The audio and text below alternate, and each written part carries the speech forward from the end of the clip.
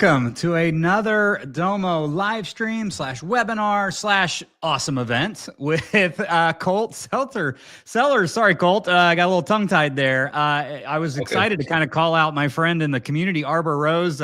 Again, classic line, good afternoon, good evening, and good night. We're so excited for all of you to be joining us on a new series of events coming from our solutions engineers, folks on that side of the fence here and that side of the house at Domo, to really kind of dive deep into all of the really cool stuff that kind of comes into their office and gets asked of them, to just kind of throw it out to the masses. And that's what we're doing today. So many people, I believe we broke a record on this community registration live stream, joining us today from Minnesota, from Richmond, Virginia, from Texas. I love that we're always international here at Domo. Portugal, Ohio, the UK. So much fun. I did see a comment I wanted to call out if I can grab it quickly. Albert says, hello, Mark.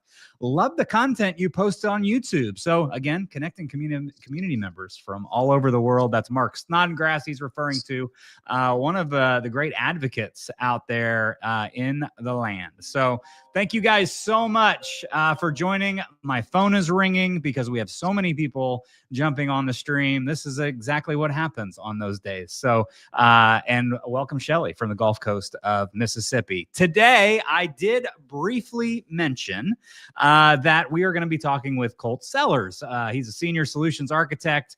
We're going to really talk about Domo App Studio. And I love Domo App Studio because, as I mentioned to a lot of folks around here at Domo, I'm a big dummy.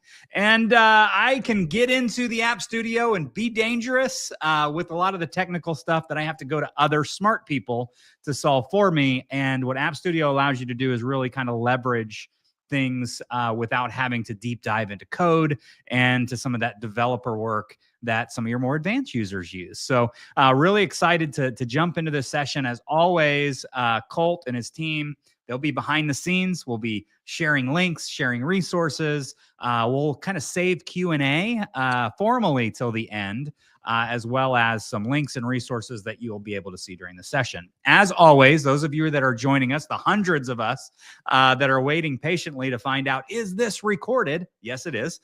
Wherever you found this session, whether it be on YouTube, LinkedIn, Facebook, Twitter X, or the StreamYard registration page or the community page, it will be posted live immediately upon the conclusion of this event. So as soon as it's over, come back to the link, watch the recording, which is awesome. So that's what's there on that front. Also, man, we got a lot. Tomorrow, we are doing the AI Academy with the Advanced Customer Enablement team. My friend Dan Hendrickson will be back with us to launch a brand new AI Academy series through the ACE team to dive into AI agents, the topic of conversation around the world. We are excited to dive into those and maybe build your first AI agent tomorrow. I'll be sharing that link as well. But enough about tomorrow. Let's talk about today. Colt, Senior Solutions Architect at Domo. He got to sit there and just smile for a little bit while I typically do my 4 to 5 minutes of rambling. Colt, excited for you to join us. Thank you so much for being here. What do you got for us today? Yeah, I mean, this is great. Appreciate you having us. Appreciate everyone taking time out of their day to attend. Hopefully, we'll be giving you guys all a little something you can take back and apply on your own, whether you're brand new to Domo or you're a long seasoned vet. My goal is to kind of go through end to end the App Studio, show you a few of the best practices on things you might be able to implement yourself. So excited to get started. That's awesome. Colt, I'm going to turn it over to you. As always, folks watching, listening, whatever you may be doing, utilize the chat to ask those questions, to engage with each other. This is a community session. So we want you guys to be encouraged to communicate over the comments and chat section wherever you may be watching this session. Colt, I'm going to turn it over to you. We'll start your presentation. As usual, I get out of the way. Nobody needs to stare at my face while I'm just kind of being silent. So I'll get out of the way, let you do your thing. We also have Tanner from the team that will be doing a lot of things on the internal chat as well as the external chat, sharing links and resources. Colt, take it away, my friend. Awesome. Thank you so much. All right, guys. So as you know, you signed up for App Studio Insights to Impact. So a little bit about myself. I've been with Domo for right at 3 years, working as a senior solutions architect, which in my opinion, which is very biased, is probably one of the best jobs at Domo. It's because I get to spend the majority of my time building and designing new content for all kinds of different use cases.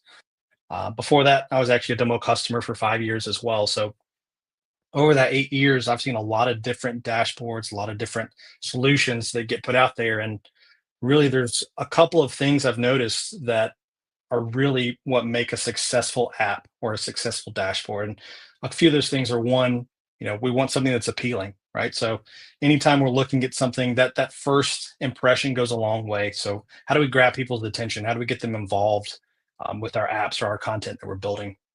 Secondly, how do we make things that are easy to use, right? So if you have something that's tough to use, whether we want to or not, people are going to find another way around that. That's just simple way it goes. And then third, and more recently, we've seen a big push towards not just servicing, hey, here's current status, but how do we start driving impact? How do we start making things actionable where we start actually seeing, more ROI on the downstream side of Domo? So those three things I think are really what App Studio is built around. And so let's go ahead and dive in. I'll do a couple of quick slides just for those of you who may be new to Domo. We'll go through here and kind of get you caught up to speed. So Domo offers a lot of different visualization capabilities already. The tried and true dashboards, this was the backbone and has been for a long time of Domo. So we have a lot of different visualization options where people go and build these data stories around their content, right? So dashboards have been around since the beginning. Those eventually evolved, and now we have things like Domo Bricks, which are kind of lower code versions of customization where you can go in and use code templates to add new customized either maps or visuals and things like that. We have custom apps, right? So things that sit on top of Domo's app dev framework that can be completely customized. And then more recently, we have App Studio. So App Studio is a redesign of the dashboards that give us a lot more functionality, a lot more feature rich than what we're used to. And again, it goes back to that same thing. We want things that are appealing, easy to use, and actionable. So that's really what App Studio was designed around. We're going to see ways to actually kick off things like business process automation. How do we actually do that from within an app? And how do we use forms to capture data from users to kind of start these triggered actions? Right, so let's go ahead. We'll transition now over to the actual front end. We'll take a deep dive into App Studio and hopefully learn a few things together.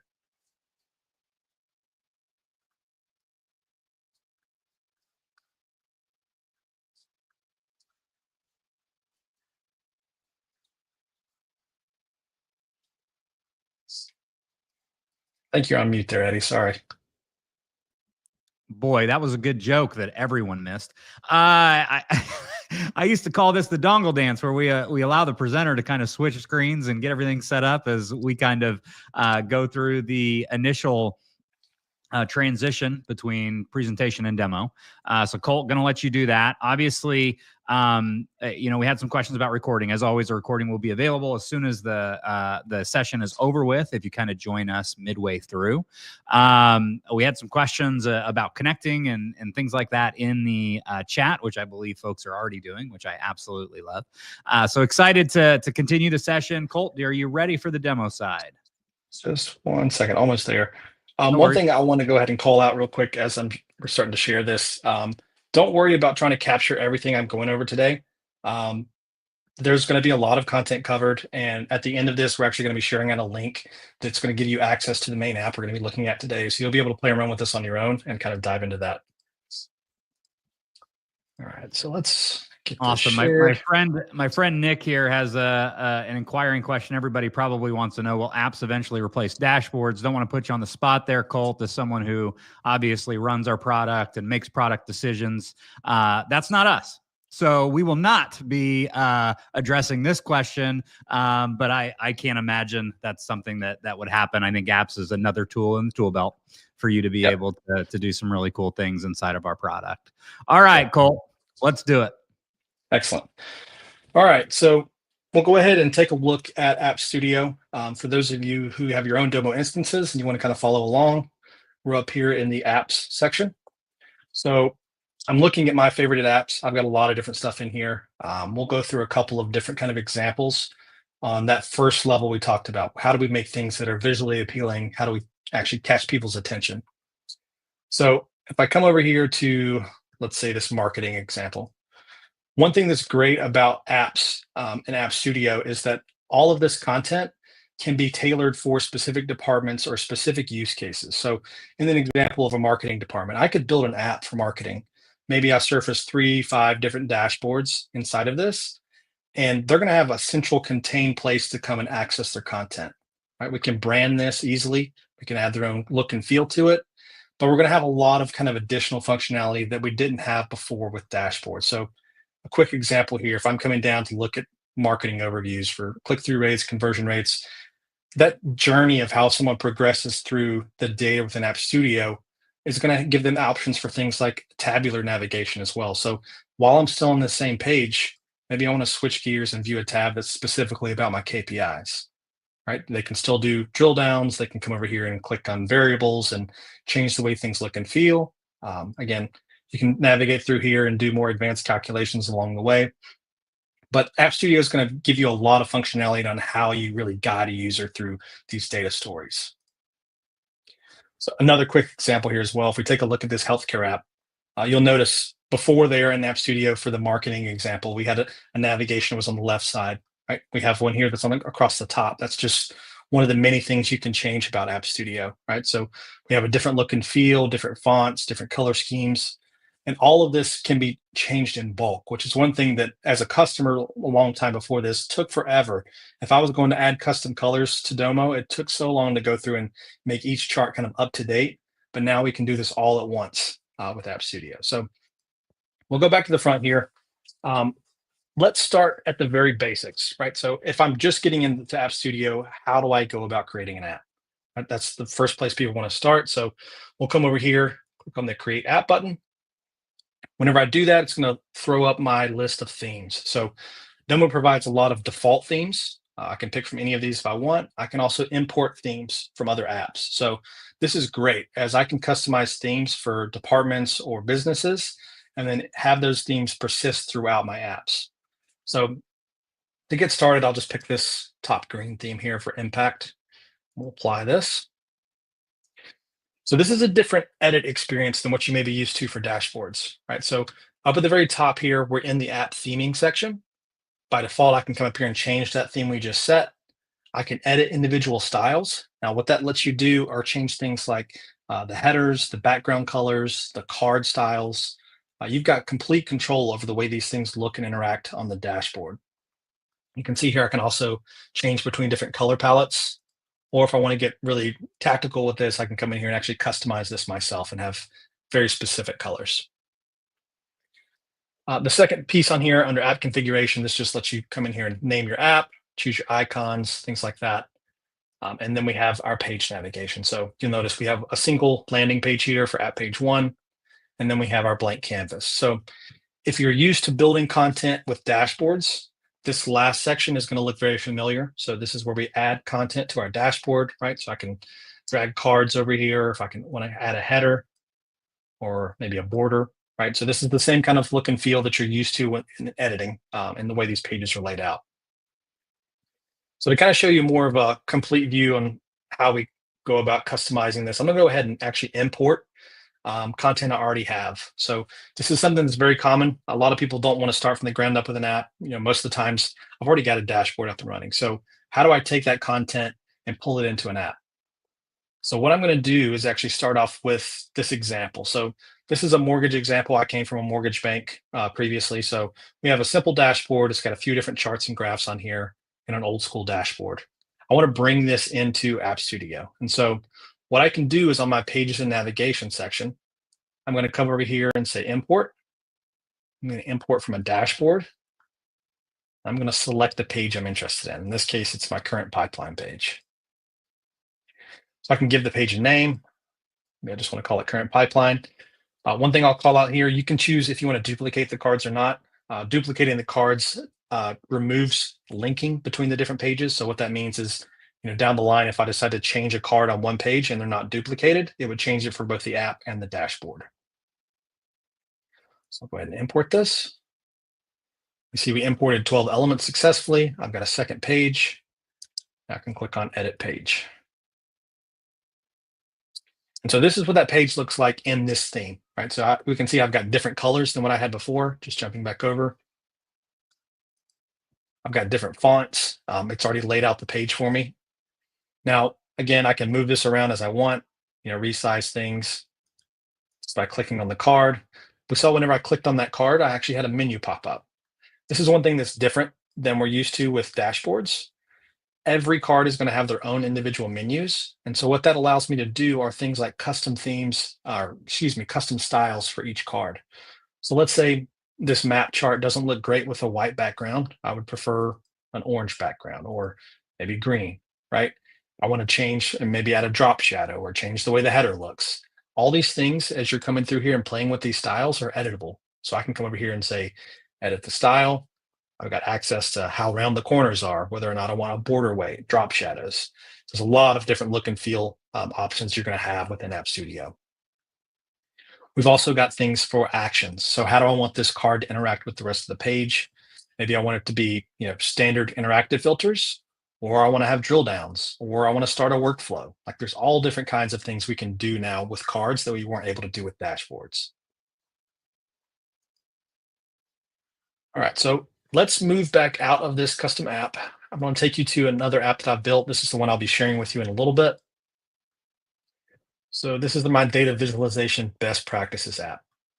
Now, again, this is just a collection of things that I've put together over the years. This is not a hard and fast rule on how you need to go about building content, but just hopefully give you an idea on things to think about when you're designing and building out within App Studio. We're going to go through that first level, how do we make things appealing? So we'll be focusing on what matters, how to add visual impact. We'll make things easy to use through leveraging interactivity and making a story with our data. So how do we actually go about telling a data story that's going to keep people engaged? And then finally, we'll highlight here how we actually start things like workflows, how we drive that action within the front end. So let's go ahead and start with focusing on what matters. All right, so one of the things I often see a lot, especially with first-time users who get into Domo, they start going crazy with KPIs. They add a bunch of stuff to the dashboard, and then we end up with 10 to 12 different things that are scattered all over the place, and the user has no idea where to start. One of the things I like to think about whenever I'm considering on how to structure a dashboard is what is the story I'm looking to tell, right? If I can use this page from ESPN as an example, and I'll actually open up ESPN, here's a link. There's a lot of stuff going on in this page, right? So I've got all kinds of scores across the top. I've got links across the left here. I've got a primary story that they're telling. I've got additional stories down below. Now, there might be a lot of stuff going on, but this page is set up in a way that is familiar, that people are used to. If you think back, people who have used a lot of not just pages like ESPN, but things like newspapers, you're going to have a similar design where we've got a headline up top that's the primary thing that's going to catch people's attention. I can see a quick excerpt about this. Even on a newspaper, you'll see, continue reading on page 5. And here on the ESPN page, I can drill down into this page just by clicking the link and finding additional content further on. So think about kind of how people are used to consuming content, because that's the same things that they're going to be expecting when they come to a dashboard like an App Studio. The second thing I'll mention is it's important when you're building and designing content for users not to over clutter your data visuals. I see this a lot. We provide a lot of different options for things like adding data labels and min max values and averages and trend lines. A lot of times that's just fluff that no one really needs to see. It's great if you want to give users the options to go ahead and drill down when they're interested in those things. But a lot of times they really only care about one or two numbers. And most of the time it's right here in the top. So what are my current sales and how did that change from the last month? All right, so as an example here, instead of a standard bar chart, I've actually used what's called a spark bar here at the bottom. And we see those two things called out pretty quickly, right? If I'm just at a glance, what's going on with my business? See, I've got sales over time at 5.3 million. It's down 87% over the last quarter. All right, so quick, easy at a glance. And then if I want to have additional detail on what those numbers are, I have that at my fingertips with either hover values or drill downs. The other thing I'll mention is a lot of people go crazy with KPI cards, these top level values.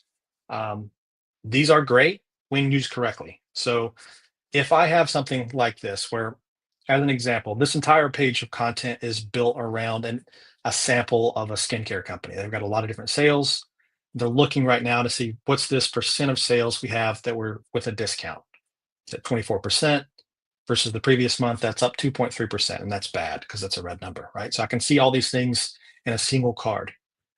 Um, Over here on the right, we've got 4 different KPIs. Maybe these are someone new starting out, right? They've called out the same 24.2%, but they've added a bunch of random facts that may not be relevant to telling that same data story. So does it matter that my average unit price is $30? Does it matter that I have 29 different products? Um, think about that story you're trying to tell and what you're deciding to include. It's not to say that you can't include these numbers, but to make everything the same size, that's distracting to a user when they first come to a page. They're not sure what's most important. So think about things like that when you're designing.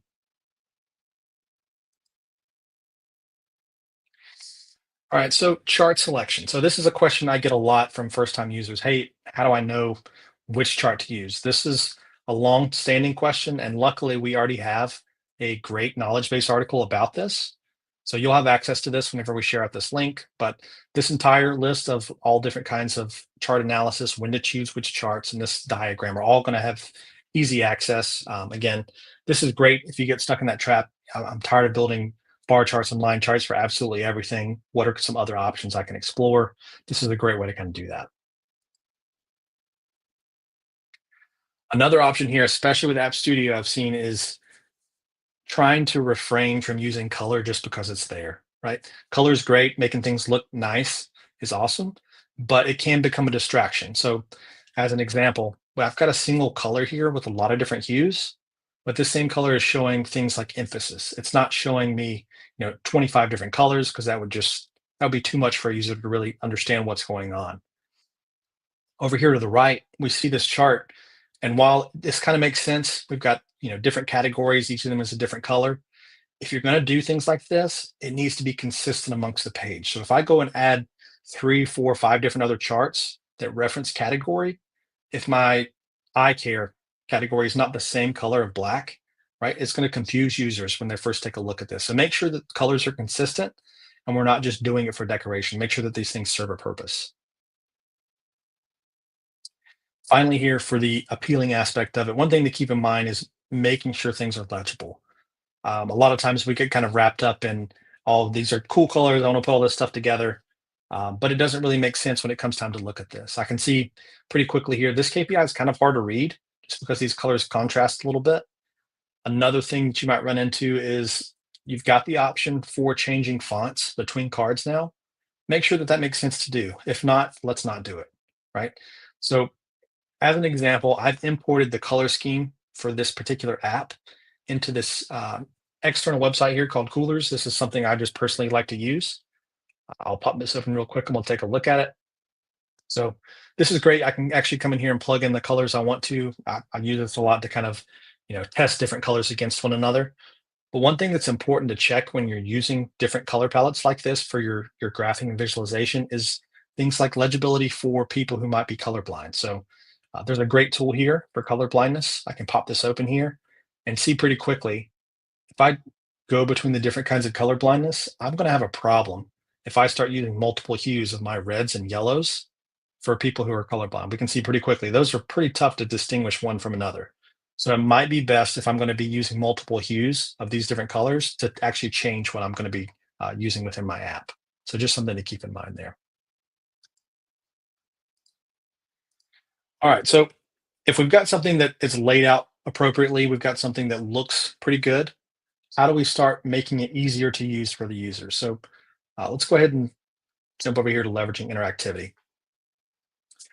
One things that I loved that whenever it got added to Domo was the use of variables. I see a lot of people use these strictly for calculations, but one of my favorite ways to use this is actually allowing an end user to determine what they're viewing.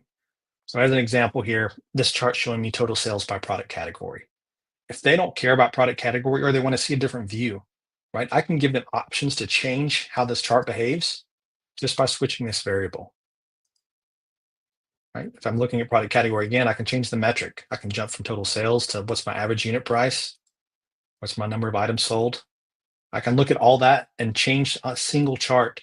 Instead of having to have maybe 10, 15 different visuals, you can have a single chart and have them stay in the central location to kind of explore their data that they're interested in. So how do we go about building something like this?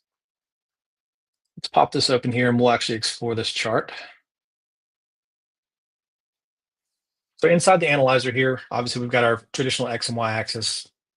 And if you don't have variables yet, right? So variables are right over here on the left-hand side under your data set. I go to this page, we can see I've actually got 3 variables already set up. If you don't have a variable and you haven't created one before, you'll just come to this variables tab and actually just click create variable right here at the bottom. So what that does is you'll pop open the variable editor. I can give my variable a name. I can say, hey, you know what? This is a date. This is a text field. This is a number. What's a default value for this, right? I can choose, always want this to be product category when someone first comes to the page. And then what's the control, right? So do I want people to access a drop-down menu? Do I want them to use radio buttons or text input boxes? There's a lot of different options here on how you can set up these variables. Once you have your value specified, you can go ahead and save this. And so your variable by itself doesn't really do anything. All that is, you can think about this is the widget here where I can control this over on the right-hand side. But to make it actually influence the chart, I need to create a beast mode to allow it to do that. And so inside this particular beast mode, come over here and edit my calculation. We can see this is just a simple case when statement, right? So all I'm doing is saying, hey, case when this campaign selector, which is one of my variables, when that's like product, I want to return my product category column. And when it's like sales, I'm going to return my sales category column. Again, this is just a super simple example, but kind of get the idea. Once you have variables set up, you can use these as kind of like triggers on what to actually show on the front end. All right, so we'll jump back here to the app. So what else do we have for interactivity besides variables? Well, one of the tried and true methods is drill down capabilities. And often this kind of goes by the wayside if people don't think about it. But if I'm looking at something like total sales by product category, I often try to think to myself, what's the next level question that someone's going to ask, right? So if I'm looking at total sales by category, well, immediately I'm going to think, well, if this is what I'm having my I category, what were the actual top products for that? Well, I can just click on this and drill down a level. You can change different chart types. You can have multiple levels of drill down. Again, here, this is a geographic example, but if I want to take a look at maybe Arizona, what were my sales by Arizona? I click on that. I can see a breakdown for metropolitan areas. And click again, and then go down to that last level. So again, the way we set up drill downs, if you're not familiar, inside the card itself, if I'm just looking at this card, I can come over here to the wrench in the top right and say edit drill path. Now we can see that path that I want my users to take, right? Do I want to make it available for them to get down to this last table view? Do I want to come in here and add an additional view? I want to edit metro area, right? I can pop this open.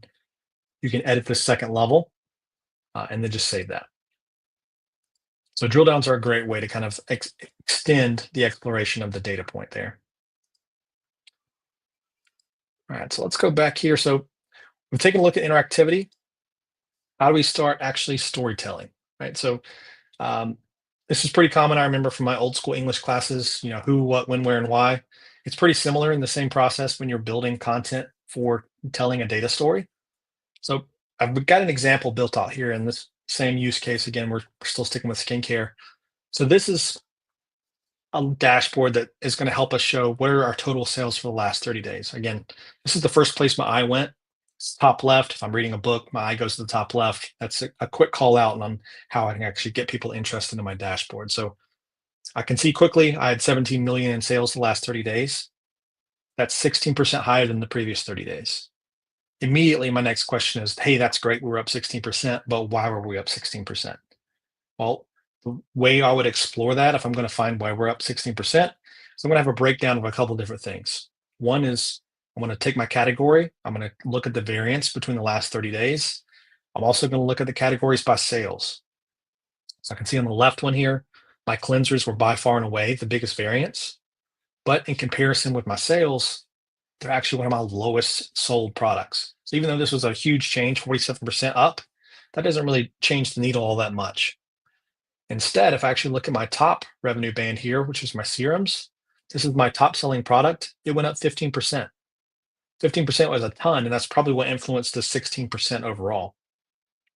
I want to dive into that further. Again, I have a breakdown here of categories by my different revenue channels. So was there anything in particular that stood out? Hey, not really. Was there anything particular if I just want to look at serums? I can filter again by clicking on this. I'm looking geographically. I don't really see any trends. You might see a trend. We have a big spike in, sunscreen, excuse me, because it's starting to be a lot sunnier outside, and we don't see anything like that. But then I can also, expand out, break out the categories, and start looking at individual products to see if there was anything that stood out there. Now, this whole kind of dive into how we look at data is something that it's very important to keep in mind because we don't have to show everything all at once and overwhelm a user. We want to tell these individual stories, right? Each of these different tabs can be a different story. And these are the ways we're going to drive impact and actually get people using content that they're used to. The next level of this is that action step. So if we've got a compelling story, how do we start taking action on it? So again, going back to the same use case, I built a dashboard here showing what our current out of stocks look like. We're projected to be out of stock of 3 different items. I can see pretty quickly here. That's going to mean we're losing revenue of 5.2K. I want to address that. I've got to do something about these potential out of stocks. All right, so I can see here quickly, these are my 3 different products that are going to be out. This is how much they're going to cost me. I can use this table on the right-hand side and actually see, these are the different amounts that I'm going to be short. So how do I take action on this? This is where we start using forms and workflows to drive that data action. So I'll scroll down here just a little bit. I've got a product order form. So forms aren't that new in Domo. What is new is going to be workflows and the way we interact and actually handle the data that's captured by these forms.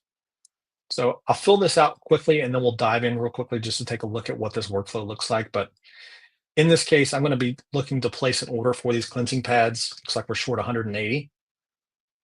So I can come over here and say, you know what? Cleansing pads is the product. We're short 180. I'll order 300. Right? Who needs to approve this step? There's things like business logic that we need to include in these processes that often didn't get addressed with forms, and now we can. So I need a process where if someone's coming in here to product, how do I make sure that they're ordering the correct amount? How do I make sure that I have checks and balances in place to control that? So for this example, I'll set myself as the approver just so you can see the full process. And then who's requesting this? This is also requested by me. So I want to be informed as decisions are made about this. And so I can go ahead and submit that. And I can see a workflow with execution has started successfully. So what does that mean? Let's go take a look at what that is. So I've got this link here. I'll pop open my workflow. So if you're not familiar with workflows, up in the top center here under the More section of Domo, you can access workflows. Now, I'm already in a current workflow, but workflows are made up of a few different things. One is the workflows themselves. One is going to be forms, like we just saw. You're also going to have Code Engine, which is, I'll dig into that a little bit more in a minute. And then we're going to have Task Center. So I'll show you that as well. So let's take a look at this workflow.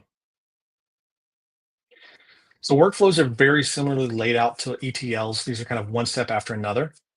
When you first create a workflow, the only thing you're going to have in it is this initial trigger.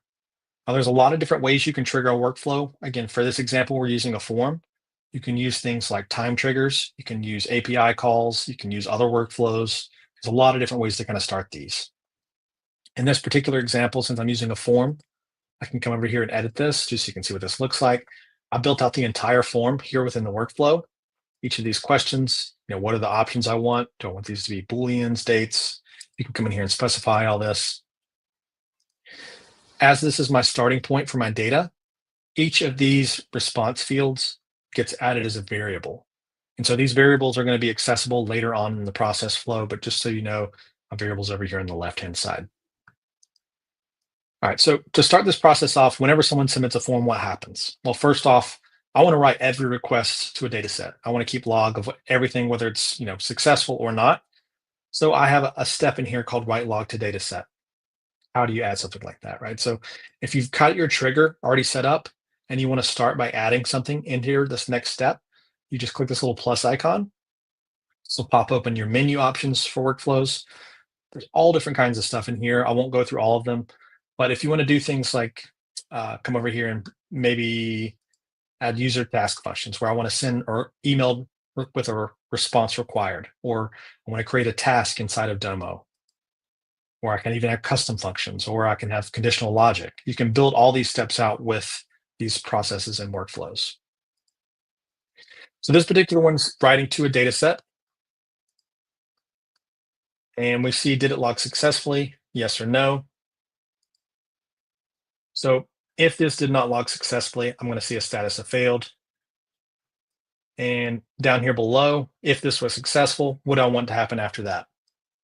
Right. So the next part of this is, I just have a simple check in here. This probably wouldn't be relevant for actual business logic, but hey, what's that quantity that we're requiring? If it's greater than 10, I want to go through an approval chain. If it's just a small order, let's go ahead and say, you know what, this is a small order, it's less than 10. Let's place that order and write this to a data set.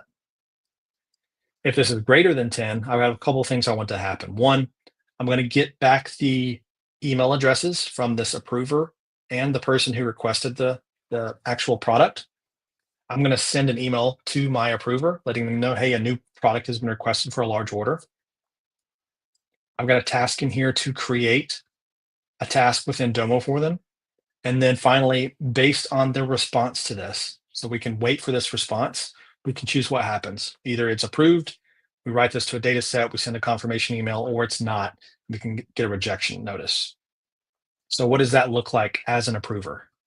I'm going to jump over to my email. I can see over here, I've got a couple of emails waiting for me. One, it looks like a request has been generated. I've submitted a request for cleansing pads of 300, and I have a link here to go and approve and deny this. I also see a second notice. Hey, you know what? It looks like a task was created in Domo and it was assigned to me. So let's go view that. All right, so now I see this large order request. It's already pre-populated with the information I needed from that initial form. What do I want to do with this? Do I want to approve it? I've got a couple options. And I can go back and check that on myself. We only needed what was 180. I don't want to approve 300. We only need, let's say 200. So I can come over here and change this and then save and submit.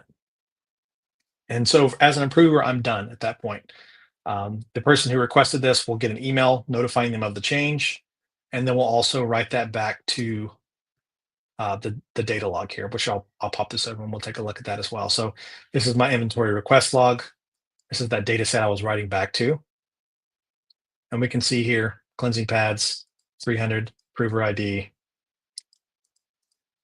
Right, and so we can log all these requests in this log. Again, here's my email saying that the order has been approved.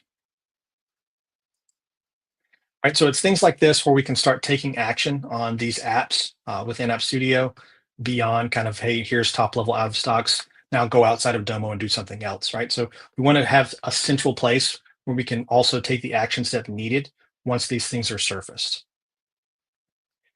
So I'll pause there. I think this is a good point. We'll go ahead and share out the link for this app. You guys will have access to pretty much everything in this app except for the form, just for authentication reasons. But everything else, if you guys want to take a look at that, explore, and we can start taking some Q&A questions. Hey, Cole, thank you. Thanks for doing that. It looks like we did have a few issues in the chat. Seems like we may have been frozen for a little while. Apologies. That's never our intent. Domo is not a video platform streaming service. So we use StreamYard to stream our community live events. And unfortunately, we're just a little bit beholden to the technology that we use. If you were having any of those issues, just do a quick refresh or come back and watch the recording. I believe the recording is being locally recorded on both of those. So you should get the full version as we go through that. The link has been shared. That's an embed on the Domo. This training is always recorded. You can come back and rewatch at the link that you landed on to get here to watch the page. Just refresh when we are finished with the session.